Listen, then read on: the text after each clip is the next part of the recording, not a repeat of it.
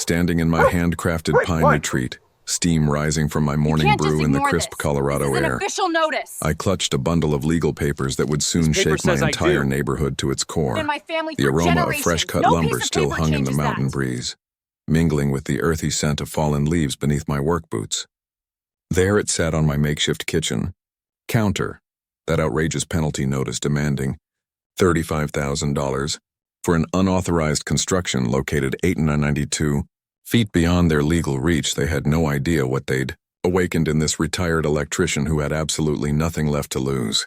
What would you do if your homeowners association tried to fine you for building on your own property? And hey, tell me where you're watching from. I guarantee you've got your own association horror stories to share. My name is Marcus Stone, and 3 years ago, I believed my retirement was perfectly mapped out. At 54 years old, after 3 decades as a union electrician, I had saved enough to spend my golden years tinkering in my workshop, while my wife Sarah cheered me on from our kitchen window. Cancer changed everything.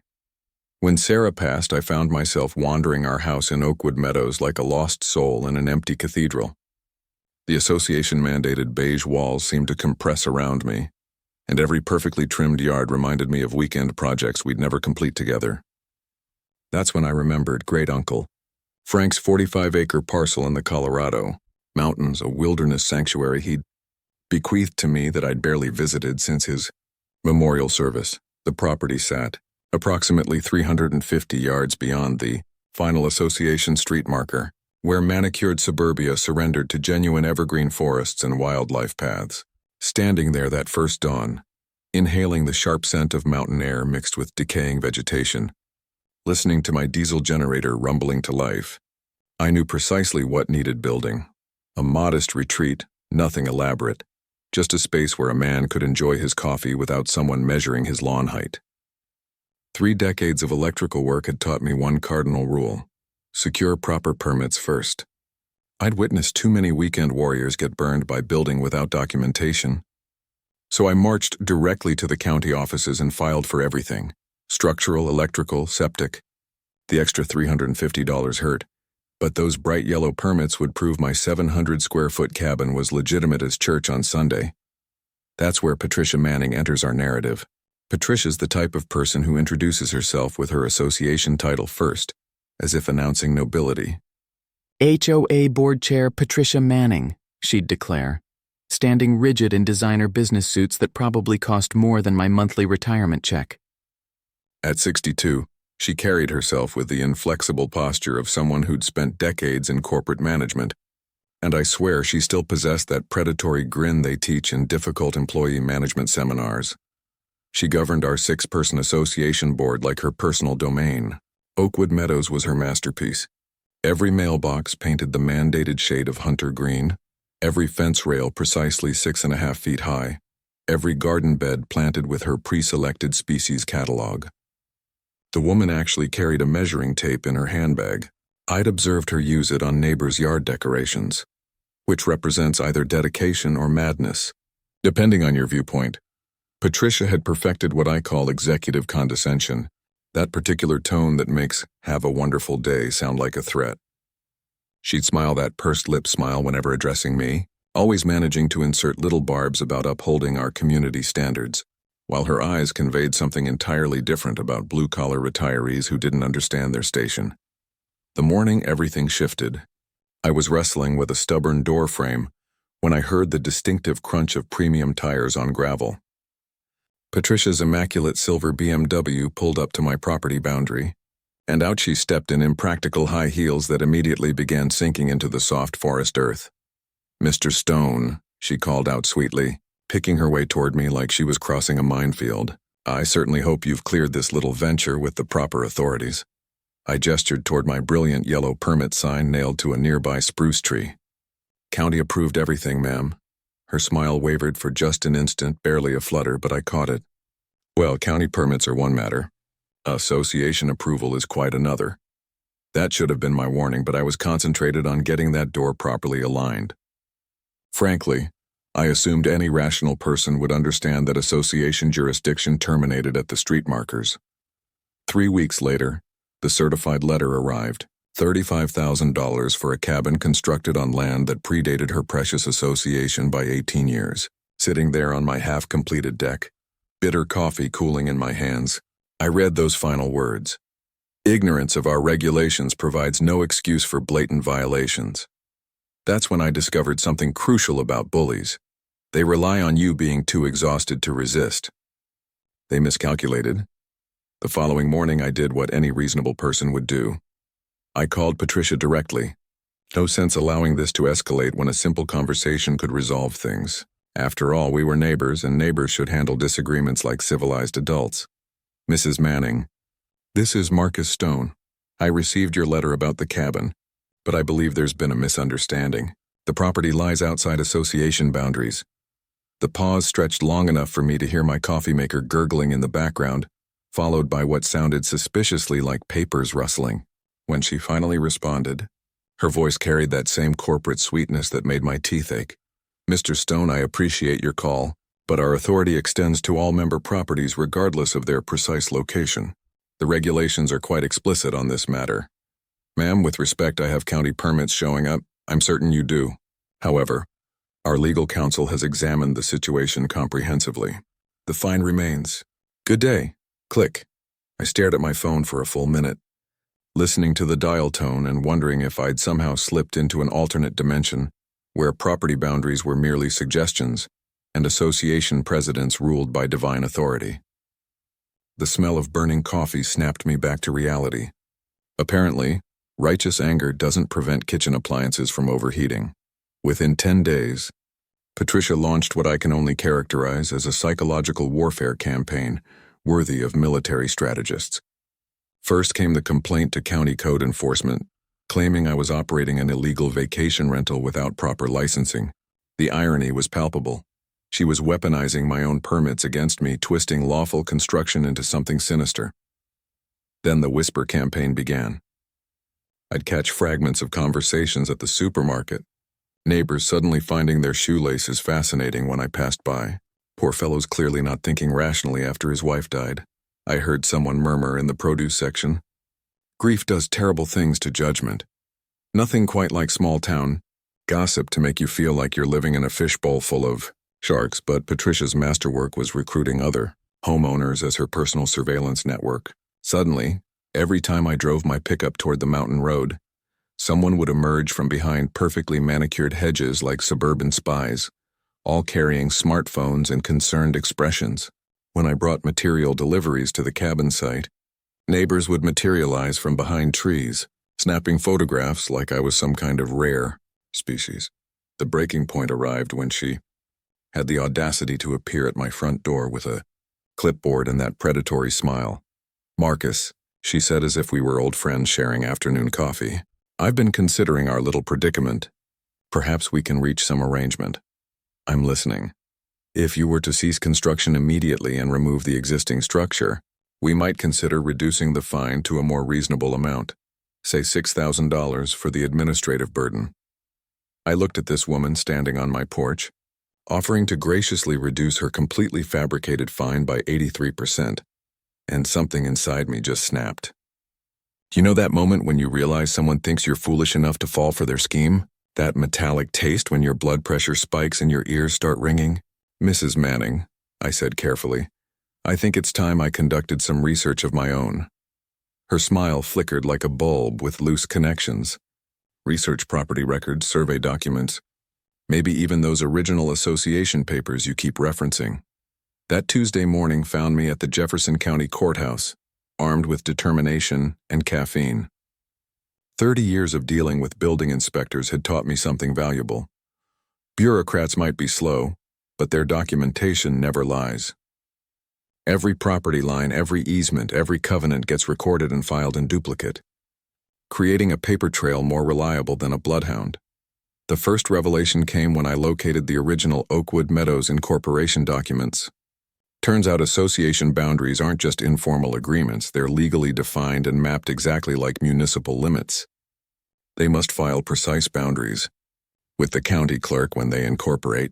The second surprise was discovering that Great Uncle Frank's 45 acres had been deeded and recorded 18 years before Oakwood Meadows even broke ground. The land was what attorneys call grandfathered, existing property rights that cannot be superseded by subsequent agreements, regardless of how official the letterhead. But the real bombshell was buried in the association's own covenant documents. Article 15, Section D, Subsection 3 stated in beautiful legal language that the association's jurisdiction extended only to properties within the platted boundaries as recorded with Jefferson County on April 3, 2009. I sat there in that courthouse basement, surrounded by the musty smell of aged documents and the fluorescent buzz of government lighting, reading that sentence 4 times to ensure I wasn't hallucinating. My cabin wasn't just outside their jurisdiction, it was legally impossible for them to have any authority over it. Time to hire a surveyor. Jake Peterson came recommended by the county clerk as someone who doesn't tolerate nonsense and knows property law like his own backyard fence. At 59, Jake had the weathered appearance of a man who'd spent 40 years arguing with property lines and winning more often than not. "Let me guess," he said when I explained the situation, adjusting his worn baseball cap. "Association thinks they control everything they can see from their street signs." Something like that. Jake chuckled while setting up his equipment, morning fog swirling around his surveying scope like ghosts of old disputes. "Friend, I've watched this movie before. These suburban kingdoms always think property lines are suggestions. GPS satellites don't lie, though. Neither does proper surveying." 4 hours later, we had our answer. 892 feet. My cabin sat exactly 892 feet outside Oakwood Meadows' legal boundary. I immediately sent certified copies of the survey to every board member, along with a courteous letter requesting they withdraw their fine and issue a formal apology. Patricia's response returned within 24 hours. "Surveyor error. Fine stance. Pay immediately or face property lien." That's when I realized this wasn't about property lines anymore. This was about power, control, and a woman who'd rather destroy a neighbor than admit she was wrong. A property lien on my house for a cabin that wasn't even in her jurisdiction. That threat felt different than the fine itself. The fine was theoretical money, painful but not life-destroying. A lien on my primary residence meant my home, my equity, everything Sarah and I had built together over 30 years. Patricia had just escalated from neighborhood nuisance to genuine threat. She wasn't finished. Within a week, a sleek black sedan pulled into my driveway and out stepped a man in a $1,200 suit carrying a leather briefcase that probably cost more than my monthly groceries. Behind him came Patricia, wearing her best concerned neighbor expression and clutching a manila folder thick enough to stop a bullet. "Mr. Stone," the suit said, extending a manicured hand. "I'm attorney Charles Davidson from Davidson, Pearson Associates. We represent the Oakwood Meadows Homeowners Association." I'd heard of their firm. They specialized in what they called community governance disputes, which was lawyer speak for crushing homeowners who stepped out of line. Their billboards along Interstate 25 featured smiling attorneys, standing before gated communities with slogans like, "Protecting your investment and community standards matter." "We're here to discuss your unfortunate situation," Davidson continued, opening his briefcase with theatrical precision. "Mrs. Manning has shared her concerns about your construction project." The cease and desist order he handed me was a masterpiece of legal intimidation, 26 pages of whereas clauses and heretofore terminology that boiled down to "stop building immediately or we'll make your life miserable in ways you cannot imagine." But here's where Patricia made her first tactical error. She got greedy.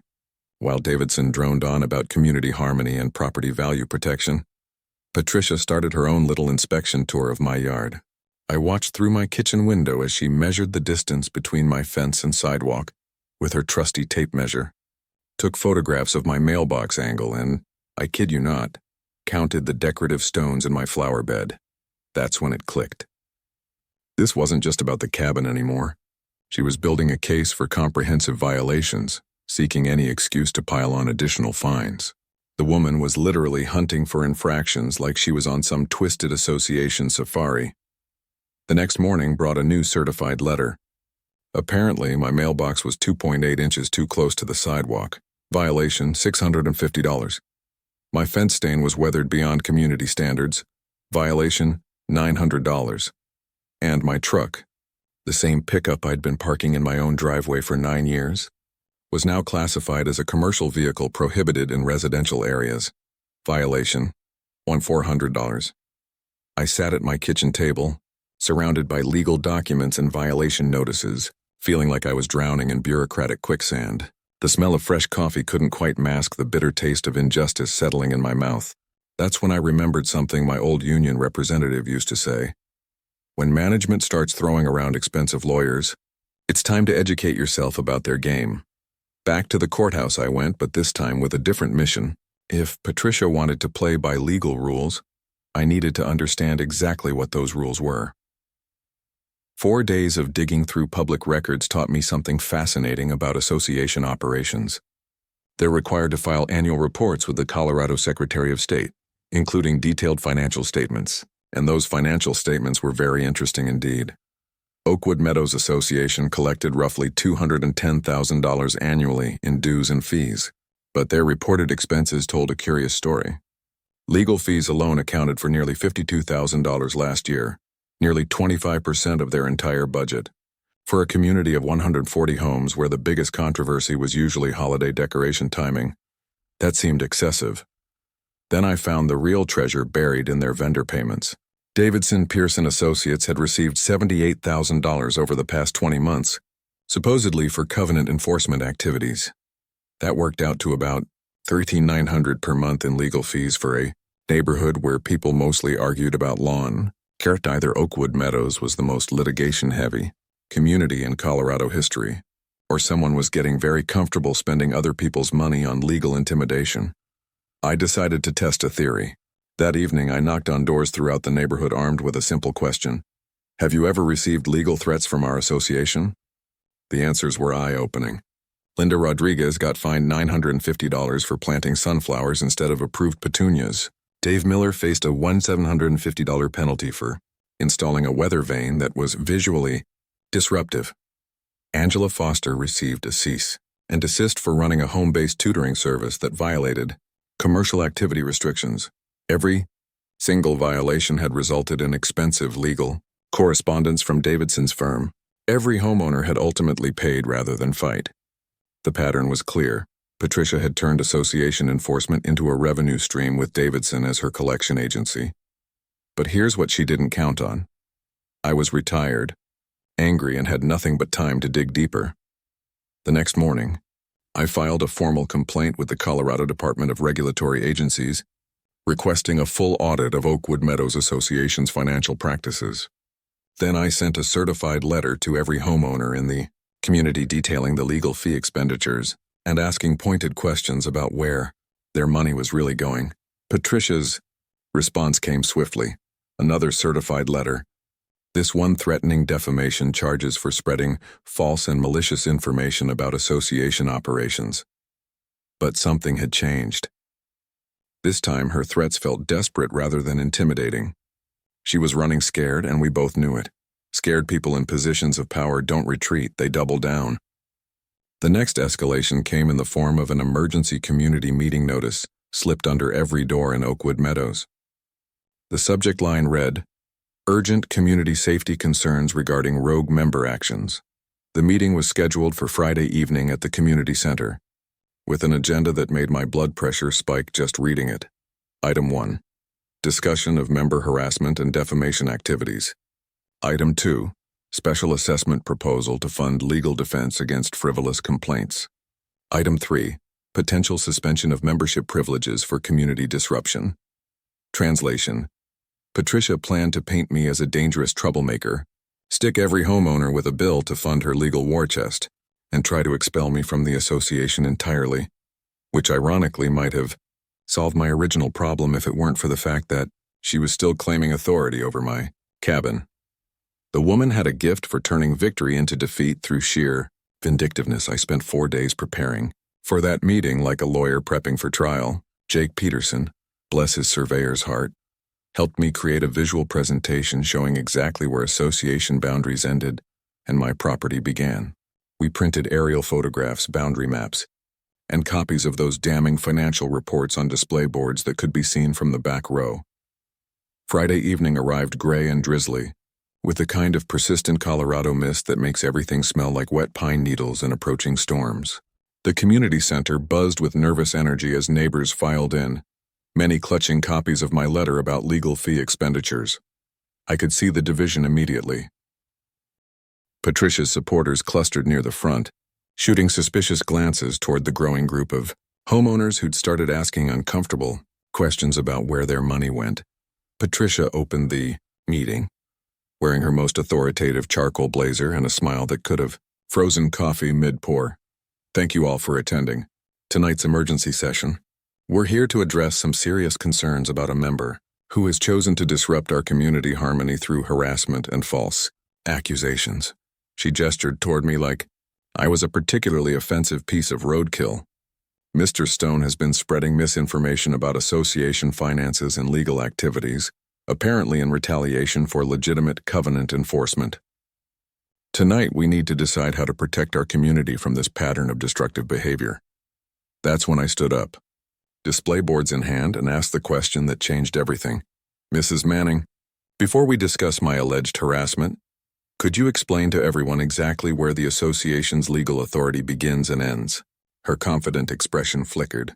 Our authority extends to all member properties as clearly stated in our covenants.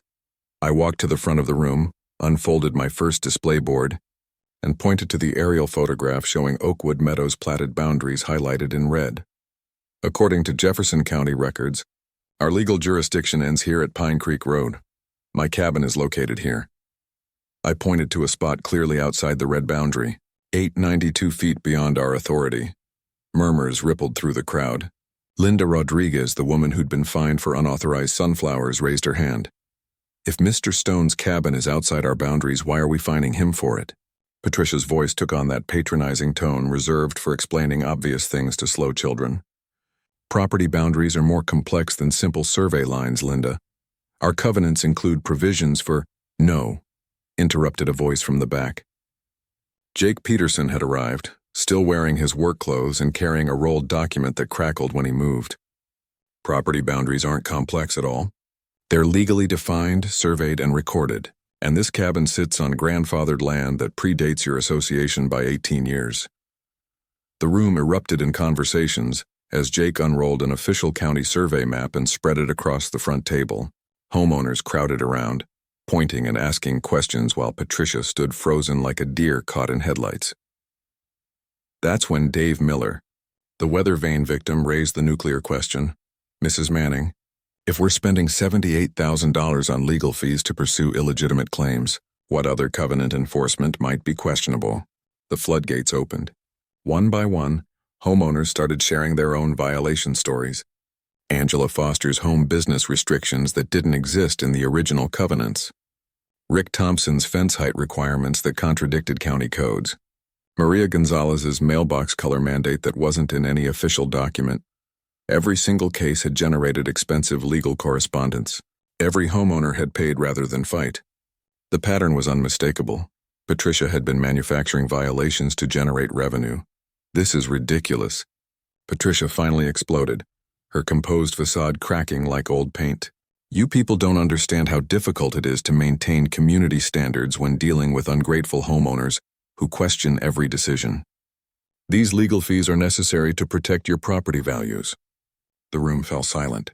In that moment, every homeowner realized they were looking at someone who viewed them not as neighbors, but as subjects in her personal kingdom. Jake Peterson's voice cut through the tension like a blade. Ma'am, protecting property values doesn't require violating property rights, and it sure doesn't require spending other people's money on bogus lawsuits. That's when I played my final card.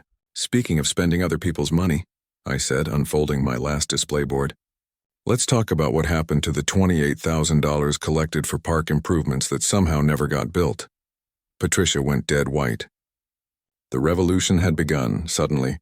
The room felt like the moment before a thunderstorm. Breaks that electric tension when everyone knows something big is about to happen. That park fund is being held in reserve pending contractor. Negotiations, she stammered. But her voice had lost its usual commanding authority. The words came out flat, rehearsed, like she'd practiced this excuse in front of a mirror. For 4 years? Dave Miller called out from the back. My kids have been waiting for that park since they were in elementary school. They're in high school now.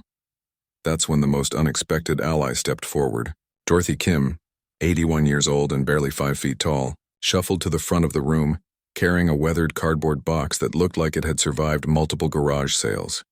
"Mrs. Manning," Dorothy said in a voice that carried the authority of someone who'd lived through enough corruption to last several lifetimes.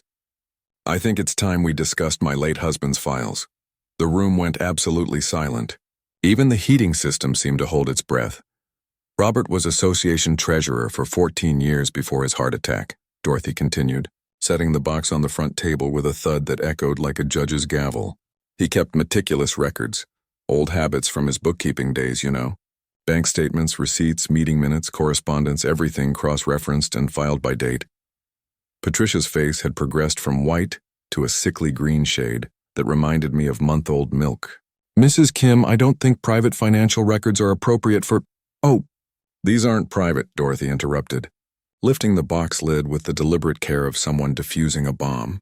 "Robert always said association finances should be transparent as window glass. He gave copies of everything to the State Oversight Board every year, just like the law requires." She pulled out a thick manila folder labeled Discrepancies 2020-2023 in Robert's careful handwriting. "You see, Robert noticed some irregularities before his heart attack. Missing receipts, unexplained expenditures, payments to vendors that never provided services. He was planning to address these concerns at the 2023 annual meeting." The folder hit the table with a slap that made everyone jump. "But then Robert had his heart attack, and you, Mrs. Manning, volunteered to take over his duties during his recovery. Very generous of you. Very convenient." I watched Patricia's hands start to shake as Dorothy spread Robert's meticulously organized documents across the table. Bank statements showing checks written to non-existent contractors, invoices for legal services that cost 4 times the market rate, payments to Oakwood Property Solutions LLC, a company that, according to Robert's research, existed only on paper and shared Patricia's home address.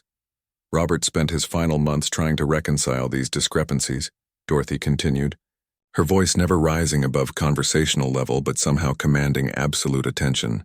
"He calculated approximately $63,000 in unexplained expenditures over 4 years. Money that should have gone to community improvements, snow removal, actual maintenance. The number hung in the air like smoke from a fired gun. That's completely false," Patricia managed, but her voice cracked on the last word. "Robert was confused after his heart attack. These records are unreliable." Dorothy's eyes turned arctic. "My husband's mind was sharp as a tack until the day he died." "Young lady, are you suggesting that 42 years of professional bookkeeping experience suddenly evaporated because of a minor cardiac episode?" Jake Peterson leaned over the documents, his surveyor's eye picking up details others might miss. "Ma'am, these bank records show systematic patterns. This isn't confusion. This is documentation of deliberate financial manipulation." The pieces started clicking together in my mind like tumblers in a lock. Patricia's aggressive pursuit of my cabin fine wasn't about property values or covenant enforcement. It was about generating cash flow to cover the money she'd already stolen. The manufactured violations, the excessive legal fees, the special assessments, all designed to replace funds she'd diverted to her own accounts. She hadn't been running an association. She'd been running a sophisticated embezzlement scheme, using legal intimidation to silence anyone who asked too many questions. And my refusal to pay that bogus $35,000 fine had threatened to expose the whole operation. "The question now," Dorothy said, closing Robert's folder with finality, "is what we're going to do about it." That's when I realized this wasn't just about my cabin anymore.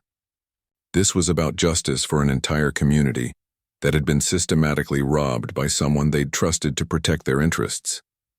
The war was far from over. It was just beginning. The meeting ended with Patricia storming out, muttering threats about elder abuse and malicious prosecution, while half the community center erupted in angry conversations about stolen money and violated trust. The other half sat in stunned silence, processing the reality that their association president had been systematically robbing them for years. Dorothy Kim, bless her heart, invited everyone interested in pursuing justice to her house the following evening. "I'll make coffee and we'll sort this mess out properly," she announced in that no-nonsense voice that had probably organized church potlucks and managed school fundraisers for decades. 27 homeowners showed up at Dorothy's living room, transforming her cozy space into mission control for what Jake Peterson dubbed Operation Accountability. The smell of fresh coffee, mixed with the determined energy of people who'd finally had enough of being pushed around. Jake had brought reinforcements, specifically his friend Benjamin Cross, a retired attorney who specialized in association disputes and had a particular hatred for corrupt board members. At 68, Ben carried himself with the quiet confidence of someone who'd spent 40 years making bullies very uncomfortable in courtrooms. "First things first," Ben said, spreading legal documents across Dorothy's dining table like a general planning a campaign. "We need to understand exactly what we're dealing with. From what I've seen tonight, Mrs. Manning has committed multiple felonies: embezzlement, fraud, and breach of fiduciary duty." He pointed to Robert's meticulously organized evidence. The beauty of financial crimes is that they leave paper trails. Every forged check, every fake invoice, every unauthorized transfer creates evidence that's admissible in both civil and criminal court. Linda Rodriguez raised her hand like she was back in school. "What about those bogus fines she's been charging everyone? Are those illegal too?" "Absolutely," Ben replied with the satisfaction of someone who'd been waiting years to explain this particular legal concept. Associations can only enforce legitimate covenants that actually exist in your recorded agreements. Manufacturing violations to generate revenue is fraud. Plain and simple. That's when I learned something that should be taught in every civics class in America. Associations are actually corporations subject to state oversight and federal regulations, just like any other business. They can't just make up rules and demand money anymore. Then your local grocery store can suddenly decide you owe them rent for shopping. There. Jake pulled out his laptop and started creating what he called our evidence inventory. We've got Robert's financial records, survey maps proving the cabin jurisdiction issue, and documented patterns of fraudulent enforcement. But we need more. Angela Foster, the home business victim, volunteered to canvass every household in Oakwood Meadows, documenting every questionable fine and violation notice from the past 4 years. "If we're doing this, we're doing it right," she said with the determination of someone who'd been waiting years for revenge. Dave Miller offered his photography skills to document every supposed violation that Patricia had flagged, proving that most were either non-existent or based on made-up standards. Rick Thompson, being a retired IRS auditor, volunteered to cross-reference every association expenditure with actual community improvements. The plan that emerged was elegant in its simplicity. We'd simultaneously file complaints with 3 different agencies: the Colorado Secretary of State for corporate fraud, the Jefferson County District Attorney for criminal embezzlement, and the Colorado Department of Regulatory Agencies for association violations. Meanwhile, Ben would prepare a civil lawsuit to recover stolen funds and damages. "The key," Ben explained while Dorothy refilled coffee cups, "is coordination. We hit them from multiple directions simultaneously, so they can't focus their legal resources on any single front." But our secret weapon was something Patricia had never anticipated: community solidarity. Rick Thompson's accounting background meant our financial evidence would be bulletproof. Angela's organizational skills would ensure every homeowner's story was properly documented. Jake's surveying expertise would establish definitive property boundaries for any future disputes. And Dorothy became our moral center, the living reminder that we were fighting for more than money. We were fighting for the principle that neighbors shouldn't steal from neighbors, and positions of trust shouldn't become opportunities for theft. The most satisfying part of our planning session came when Jake suggested we install security cameras around all our properties. If Patricia's desperate enough to steal $63,000, she's desperate enough to try intimidation or sabotage, he warned. Sure enough, we didn't have to wait long to test that theory. 4 days later, while I was putting the finishing touches on my cabin's front deck, savoring the smell of fresh wood stain and the satisfying sound of my nail gun securing the final boards, I heard the distinctive crunch of footsteps on gravel. My new security camera caught a figure in dark clothing attempting to damage my power generator with a tire. Iron, the expensive hiking boots, were a dead giveaway. Patricia had graduated from legal intimidation to actual sabotage, but unlike her previous victims, I was ready. We all were. The footage went straight to the sheriff's department with copies to our attorney and the district attorney's office. Criminal charges for vandalism and trespassing were filed within 18 hours. More importantly, the community rally that followed proved that Patricia's reign of terror was officially over. Neighbors who'd been afraid to speak up for years suddenly found their voices, sharing stories of harassment and illegal fines that painted a picture of systematic abuse. The hunter had become the hunted. Patricia was beginning to realize just how cornered she'd become. The vandalism charges hit her like a sledgehammer to her carefully constructed reputation. Within hours of the sheriff's visit, the story spread through Oakwood Meadows faster than wildfire. In August, the woman who'd spent years lecturing neighbors about community standards had been caught on camera destroying property with a tire iron like some common criminal. But instead of backing down, Patricia doubled down with the desperation of someone watching their entire world collapse. If I thought criminal charges would humble her, I was about to learn how dangerous a cornered narcissist could become. Her first move was hiring a crisis management firm. Apparently, there are actually companies that specialize in cleaning up the messes of corrupt association officials. Within 72 hours, anonymous flyers started appearing on car windshields throughout the neighborhood, claiming I was a mentally unstable, grieving widower who'd been harassing board members and threatening community safety. The flyers were professionally printed, complete with graphics and bullet points about my pattern of aggressive behavior. They even included quotes from concerned neighbors describing my obsessive vendetta against legitimate association. Governance, the whole thing read like political attack ads designed by someone who'd studied psychological warfare. But Patricia's masterstroke was the social media campaign. Fake Facebook profiles started posting in local community groups, sharing carefully crafted stories about my erratic behavior and threats against board members. The posts were subtle enough to avoid obvious defamation, but persistent enough to plant seeds of doubt about my credibility. Jake Peterson found the first fake profile when his daughter tagged him in a post about dangerous homeowners who threaten property values. The profile claimed to belong to concerned Oakwood resident Jennifer Smith.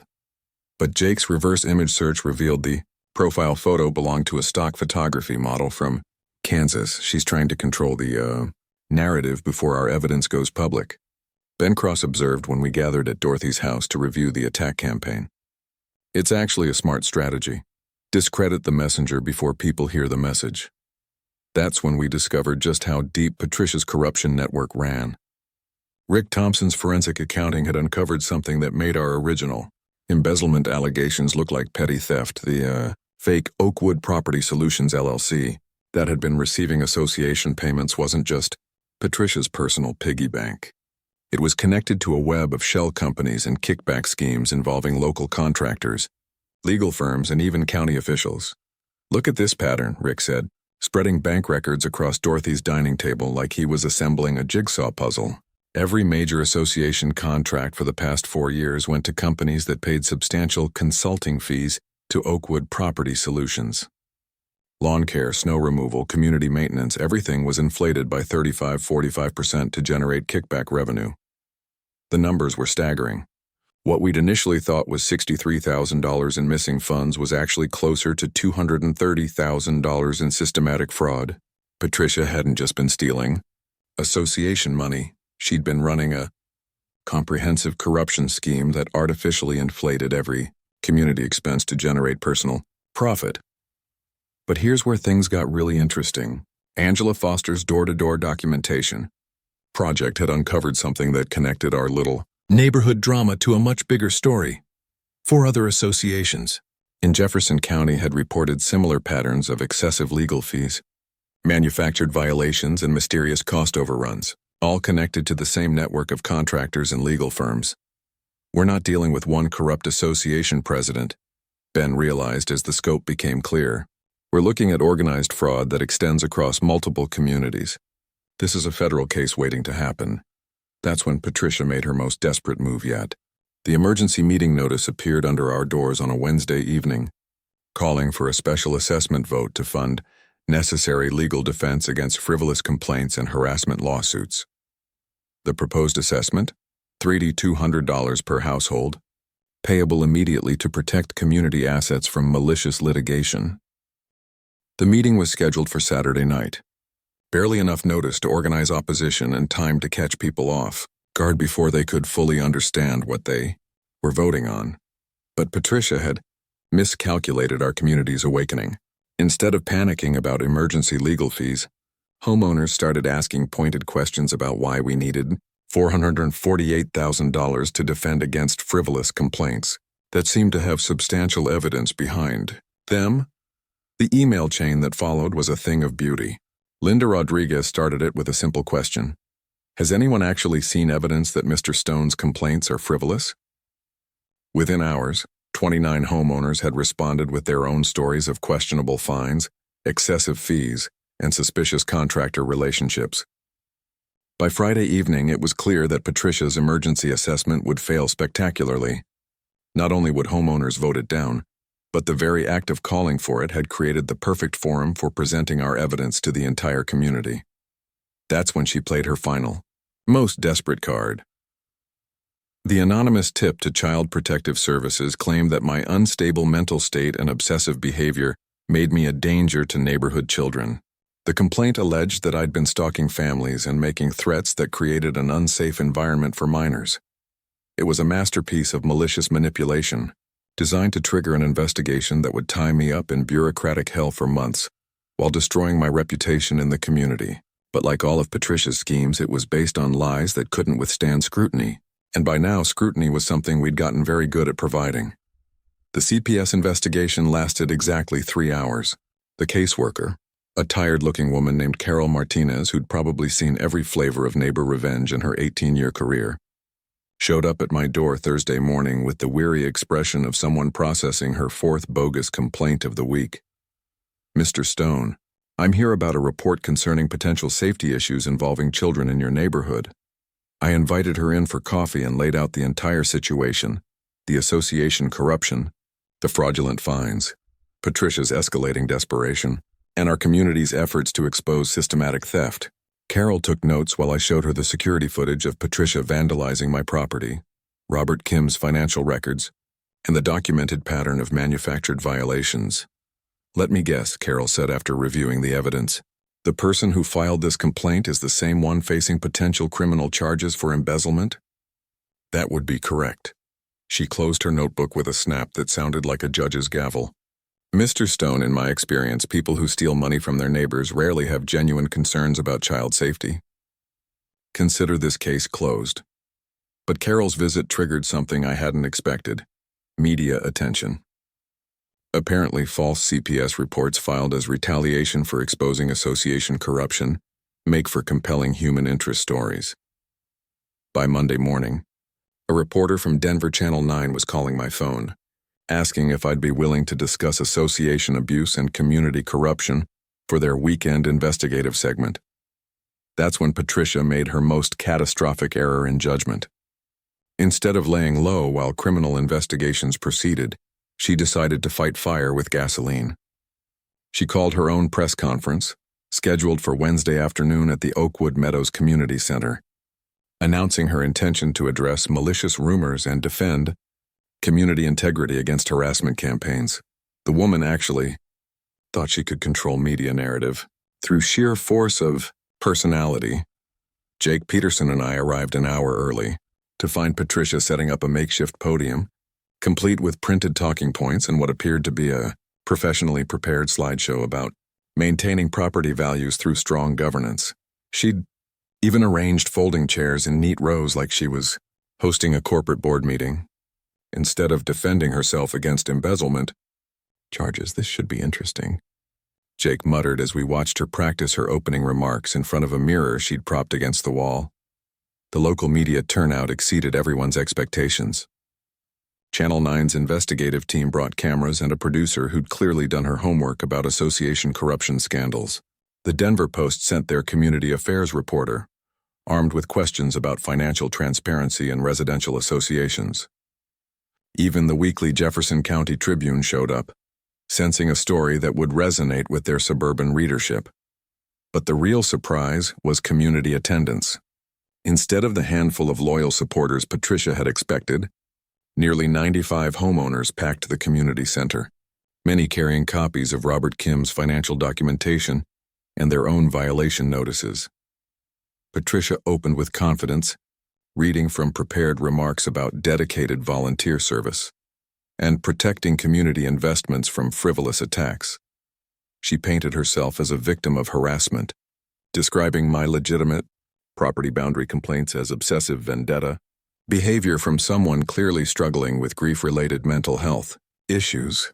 The first crack in her facade appeared when Channel 9's reporter asked a simple question. "Mrs. Manning, can you explain why the association paid $31,000 to a property management company that shares your home address?" Patricia's practiced smile faltered. "Those are complex financial arrangements that wouldn't be appropriate to discuss in this forum." "What about the park fund?" called out Dave Miller from the audience. "Where did that money go?" "Financial details are confidential board matters," Patricia snapped, her composure slipping like makeup in summer heat. That's when Dorothy Kim stood up in the front row, clutching Robert's folder like a weapon. "Mrs. Manning, nothing about association finances should be confidential from the homeowners who pay for them." The room erupted as homeowners started shouting questions about their own violation fines, excessive legal fees, and mysterious special assessments. Patricia tried to maintain control, but 95 angry neighbors, demanding answers about stolen money, isn't something you manage with corporate speak and deflection. The coup de grace came when Angela Foster raised her hand and asked the question that destroyed Patricia's entire narrative. "If Mr. Stone's complaints are frivolous harassment, why did you try to vandalize his property with a tire iron?" Dead silence. The kind of silence that falls when everyone suddenly realizes they're watching someone's world collapse in real time. Patricia's face cycled through confusion, anger, and panic before settling on desperate fury. "That's completely false. This entire meeting is a setup orchestrated by people who want to destroy community governance." The Channel 9 cameras captured every word as she continued her meltdown, accusing homeowners of conspiracy and elder abuse for questioning financial irregularities. She demanded that media leave immediately, threatened to sue anyone who repeated malicious lies, and finally stormed toward the exit while shouting about ungrateful residents who didn't appreciate her years of dedicated service. But she never made it to the door. Sheriff's Deputy Rodriguez was waiting in the lobby with an arrest warrant for grand theft, fraud, and breach of fiduciary duty. The cameras rolled as Patricia Manning was handcuffed and led away, her corporate composure finally cracking completely as she screamed about frame jobs and malicious prosecution. Justice had arrived with handcuffs and camera crews. But the real climax was just beginning. The arrest footage went viral within hours. By Thursday morning, HOA President embezzlement arrest was trending on social media across Colorado, with news outlets picking up the story as far away as Texas and New York. Apparently, corrupt association officials getting their comeuppance strikes a nerve with frustrated homeowners everywhere. But Patricia's arrest was just the opening act. The main event came the following Monday at the Emergency Association meeting called to address what the county prosecutor was now calling systematic financial fraud affecting multiple residential communities. The Oakwood Meadows Community Center had never seen anything like it. The parking lot overflowed with cars, news vans, and curious neighbors from surrounding developments who'd heard about our little revolution. Inside, every seat was filled, with people standing along the walls and crowding near the windows like they were watching a championship fight. Sheriff's Deputy Rodriguez attended in an official capacity, along with representatives from the Colorado Secretary of State's office and the FBI's white-collar crime unit. Turns out our neighborhood drama had uncovered what federal investigators called a multi-jurisdictional conspiracy involving association corruption, contractor fraud, and money laundering. The meeting opened with Benjamin Cross presenting our evidence to the packed room. Robert Kim's meticulously organized financial records were projected on screens for everyone to see. Bank statements showing payments to fake companies, forged signatures on community checks, and documentation of systematic theft totaling $230,000 over 4 years. "Ladies and gentlemen," Ben announced to the silent crowd, "what we're looking at isn't just embezzlement. This is organized fraud that turned your homeowners' association into a criminal enterprise." The gasps from the audience sounded like a collective exhale of people finally understanding how thoroughly they'd been robbed. Linda Rodriguez started crying when she realized her sunflower garden fine had helped fund Patricia's vacation to Hawaii. Dave Miller's face turned red with rage as he calculated how much his family had paid in bogus violations over the years. But the real bombshell came when Jake Peterson presented his investigation into the broader corruption network. Using public records and financial documents, he traced connections between Patricia's scheme and similar operations in 5 other Colorado communities. Oakwood Meadows wasn't an isolated case, Jake explained, pointing to a complex chart showing money flows between shell companies and contractor kickbacks. This was part of a sophisticated operation that systematically defrauded homeowners across Jefferson County. That's when FBI Special Agent Rebecca Santos stepped forward to address the crowd. At 43, she carried herself with the quiet authority of someone who'd spent 18 years making white-collar criminals very uncomfortable. Based on evidence provided by your community investigation, Agent Santos announced, we've opened a federal case involving racketeering, money laundering, and conspiracy charges that extend far beyond your neighborhood. This morning we executed search warrants at 23 locations and arrested 9 individuals connected to this criminal enterprise.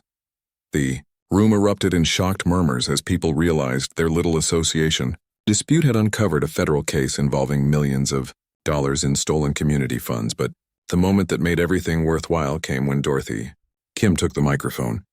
At 81 years old, she'd become the unlikely hero of our story, and her words carried the moral weight of someone who'd seen enough corruption to last several lifetimes. Robert always said that democracy works when good people stand up to bullies, she began, her voice steady despite the emotional weight of the moment. For 4 years we let fear keep us quiet while someone stole from our community. But this week proved that when neighbors work together, justice isn't just possible, it's inevitable. The standing ovation lasted 7 minutes. The formal votes that followed were anticlimactic after the emotional release of Dorothy's speech. Patricia and the entire corrupt board were removed unanimously. Emergency elections were scheduled for the following month. All bogus fines and fees were officially voided, with the promise that recovered funds would be returned to affected homeowners. Most importantly, the community adopted what became known as the Oakwood Transparency Covenant, a set of governance rules requiring monthly financial reports, open book audits, and homeowner approval for any legal expenditures over $750. But my personal vindication came when the new interim board president, elected by acclamation from the floor, made an official announcement. The $35,000 fine against Marcus Stone is hereby voided, with the board's formal apology for the harassment and illegal enforcement actions taken by the previous administration. The applause was nice, but the real satisfaction came from something simpler. Walking out of that community center, breathing the crisp mountain air mixed with the scent of approaching snow, I realized that my little cabin project had become something much bigger than personal healing. It had become a symbol of what happens when ordinary people refuse to be bullied by corrupt authority. As I drove home past the community center, I could see people still gathered in small groups, sharing stories and making plans for rebuilding their neighborhood's governance. The sound of genuine community conversation, punctuated by laughter and hope, drifted through my truck windows like music.